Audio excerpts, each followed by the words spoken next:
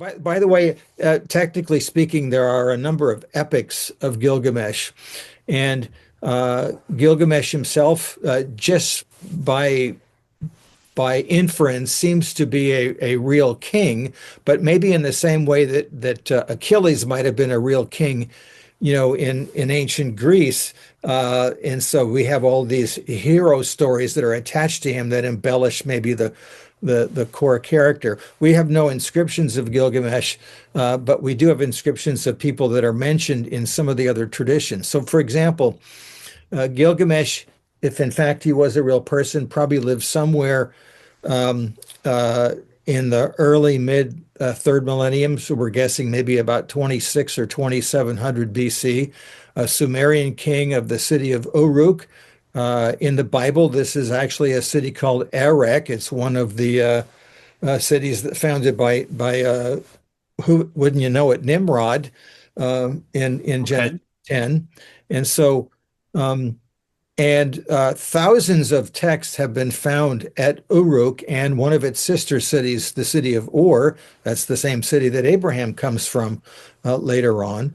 And the kings of Ur at the end of the third millennium were big Gilgamesh fans, as far as we can tell. And so a lot of the Gilgamesh traditions evidently seem to be stemming from that period.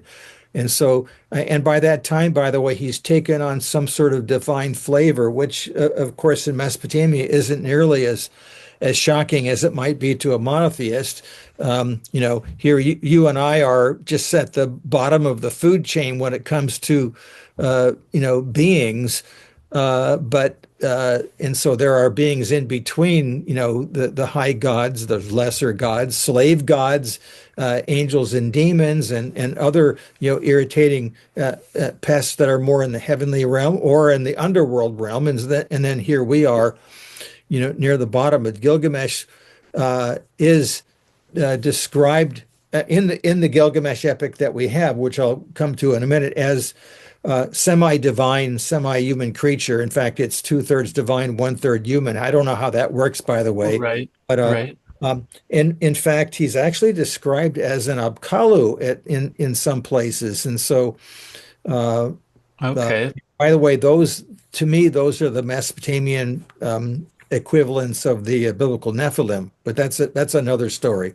In Sumerian, there are actually a series of Gilgamesh traditions that were evidently standalone, perhaps as many as a dozen, and about half of them are woven together in the Gilgamesh epic as we know it. And the earliest extant material that we have that we consider to be the Gilgamesh epic that you can find, let's say, in a Penguin paperback, is Andrew George's The Epic of Gilgamesh that'll just show up here. Pretty much the same time. This is a Norton edition. Though they're both translations, they have slightly different bents in a lot of ways, and so they're both worthwhile and they're both cheap. But like I said, is this probably semi-historical king? In other words, there probably is a kernel of truth to a Gilgamesh. He becomes he's the king of Uruk, who for whatever reason takes on this, romantic mythical flavor later on with later kings. And by the way, he continues on. We have fragments of the Gilgamesh story.